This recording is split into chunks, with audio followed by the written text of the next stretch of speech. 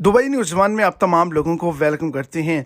3 किस्म के पाकिस्तानी, 3 किस्म के इंडियन और 3 किस्म के बांग्लादेशी दुबई के अंदर किसी भी शहर में, किसी भी यूएई की रियासत में काम नहीं कर सकते।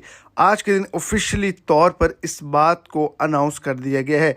तो वीडियो की डिटेल जानने के लिए वीडियो को एंड तक लाजमी तौर पर देखें ताकि आपको तमाम डिटेल की अच्छे से समझ आ सके। और अगर इस चैनल पर फर्स्ट टाइम है तो लाजमी से चैनल को सब्सक्राइब कर दें, इस वीडियो को लाइक कर दें और अपने दोस्तों तक इसको ज़्यादा से ज़्यादा शेयर करें।